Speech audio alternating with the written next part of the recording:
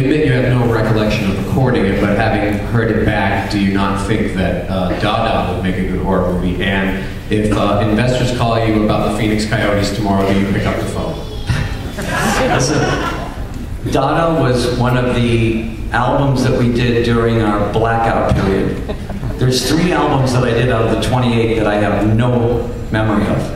I don't remember doing Special Forces, Zipper Catches Skin, and most of Dada.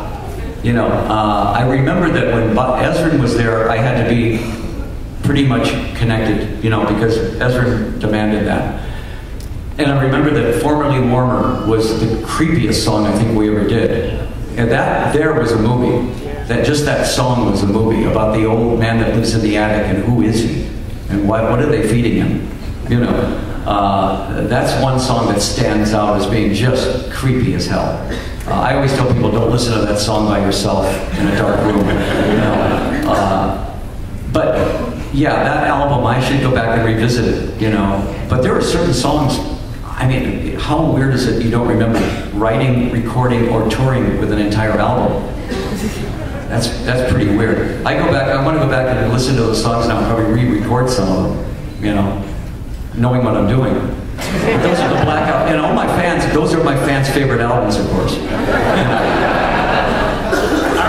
I actually really liked the title track, Dada. It's very creepy. Yeah, it is. It's very odd. I don't know what headspace we were in at that point, but I mean, Dick Wagner and I wrote most of the songs with Bob Ezrin, and we were in Toronto, and yeah, Dada, the track itself was just weird, you know.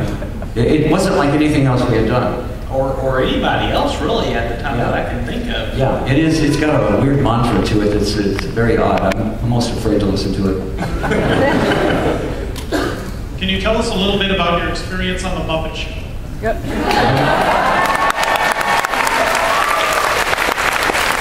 The Muppets probably why most of you are here. I don't blame you. I got a call, you want to do The Muppet Show? Now I watched The Muppet Show like everybody else and laughed my head off, you know, at it.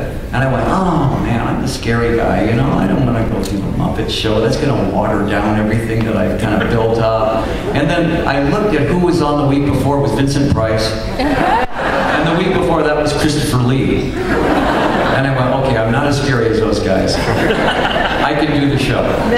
It was the most fun thing I ever did in my life. We did it in London, we did a week of rehearsal. And the very odd thing about doing The Muppet Show is that you get so used to talking to the puppets that they become extremely real to you, you know. And here's Miss Piggy over here, you know, we're rehearsing, I think we were doing You and Me. And I said, you know what would be funny? I said, if you put your head on my shoulder, you know, and it was just kind of like really, what would be funny? So I realized I was talking to a piece of felt, you know. But she's going, oh, that's a good idea, you know. And after a while, I realized she was coming on to me.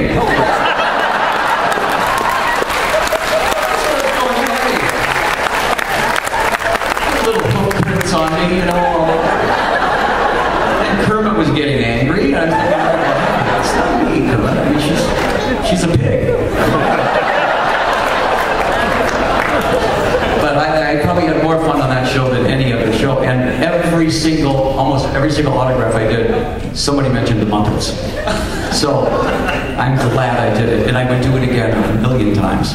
Rip Henson was alive then, and Frank Oz was on the thing, and so, I mean, we had so much fun working on that. And there was no idea that was out of bounds.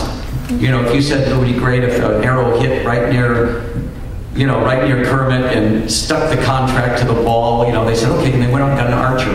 And literally did it. I mean, you know, a guy really stuck the arrow right there. So it was great. It was working with some really creative people. Yeah.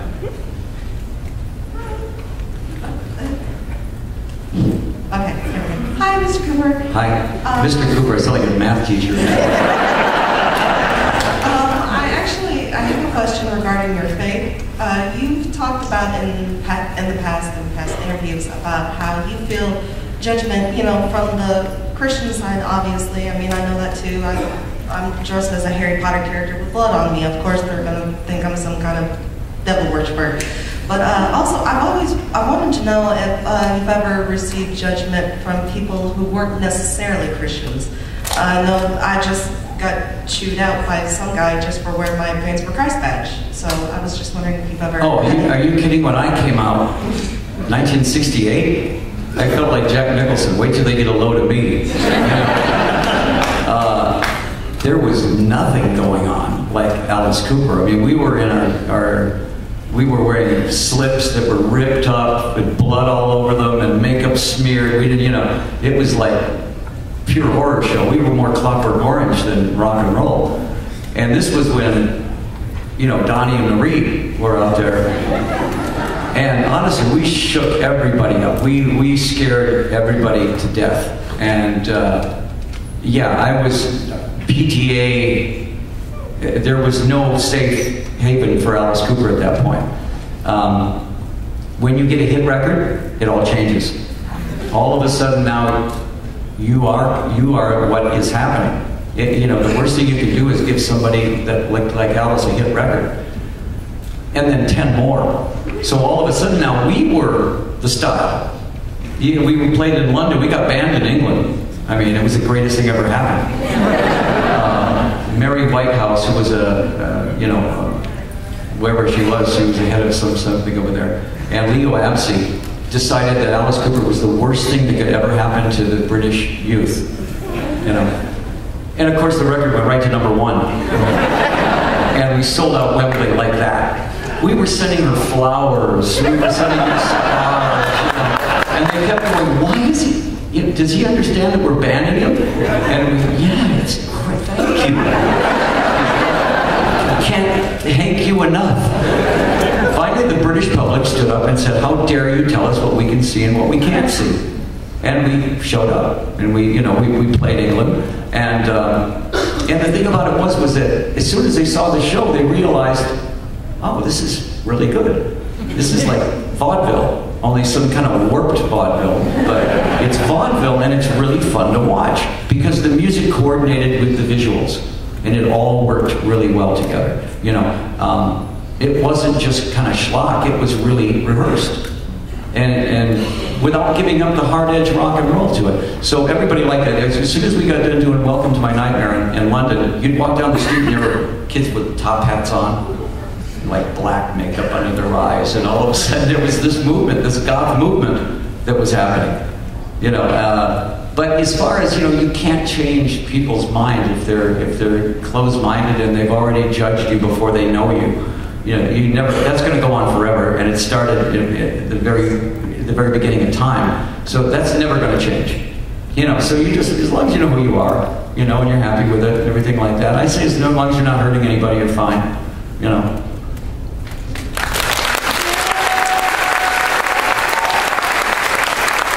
I wouldn't give that advice to Jack the Ripper because he was killing people, It's a real honor to speak to you today. I just want to thank you, first of all, for being part of the soundtrack of my entire life. Thank you. You had a lot of interesting friends back in the 1970s. You mentioned Vincent Price and all these others, but could you tell us any stories maybe about Salvador Dali or Groucho Marx? Yeah, that was, it was interesting how people saw our show. The show was really hard to define because you'd see it and it was a spectacle and you couldn't quite figure out what it was.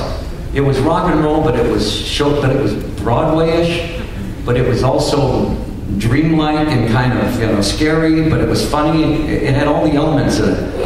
And Groucho came to see the show, and he says, Alice is vaudeville. And so he would bring, Mae West and Jack Benny and people like that, and on the side of the stage, and they'd be watching the show and not be the least bit affected by the scariness of it or any of that. They just kind of like saw it as vaudeville. Now, Salvador Dali came to the show.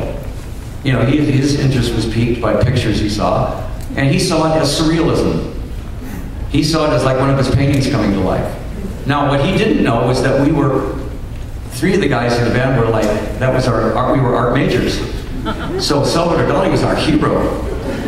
You know, when he says, well, first of all, you didn't understand the word he said. He would speak in 5 different languages. He would speak 1 word in Spanish, 1 in Portuguese, 1 in Italian, 1 Spanish, you know, and French, and 1 in English. So you'd pick up every 5th word. And even if you knew what he was talking, he talked like his paintings. It was all surrealistic, you know. So he asked me, he says, I want to do, he says, a moving hologram. I said, okay. And he said, I want you to be the subject of it. Now, he didn't say those words. That was translated to me. And he actually was going to do a hologram where I was sitting in the middle with all these diamonds on, about $5 million in diamonds. And I would be spinning around, and there'd be a Venus de Milo statue that I would be using like a microphone. Okay, but it would be moving, and you could put your hand through it. And nobody had ever done, this is 1971, 72, when nobody had ever seen anything like that. Well, it was about a 4-day shoot. In those 4 days, I had no idea what he was talking about. At all, you know. The first time we met him, was at the St. Moritz Hotel. Shep and I are sitting there, and all of a sudden, like 7 wood nymphs came in, floated in, you know, and we didn't know who these people were, but they were all in chiffon. And then his wife comes in, and she's in a full Fred Astaire tuxedo, spats, cane, top hat, the whole thing. And then the Donnie. And he's wearing a giraffe skin coat, pair of blue velvet pants, and you know, the Aladdin shoes that go like this, you know, striped socks that Elvis gave him. And he walks in and goes, "The Dali is here." And we go like, okay. It was like springtime for Hitler, you know. We were like,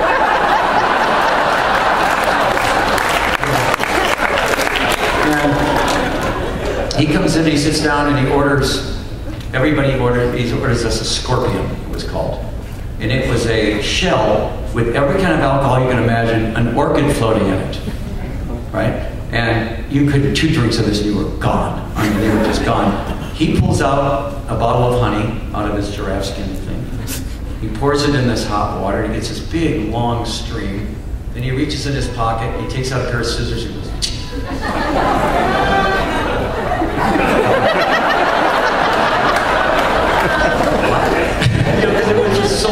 he really was totally surrealistic.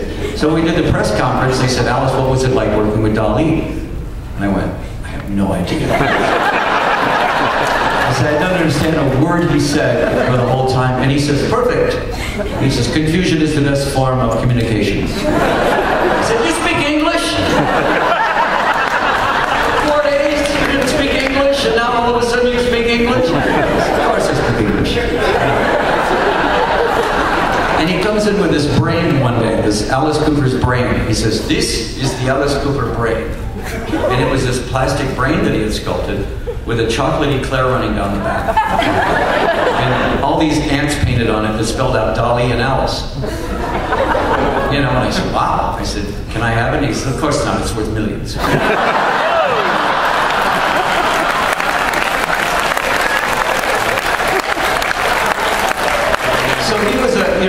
He was a puzzle. He was a total puzzle, and I just gave up. I just went, you know, I said, whatever he says, we'll do it. You know, but he was really fun to work with, and he was Salvador Dali. I mean, there was nobody like him. I can't think of, you know, if there was ever an alien on this planet, it was him.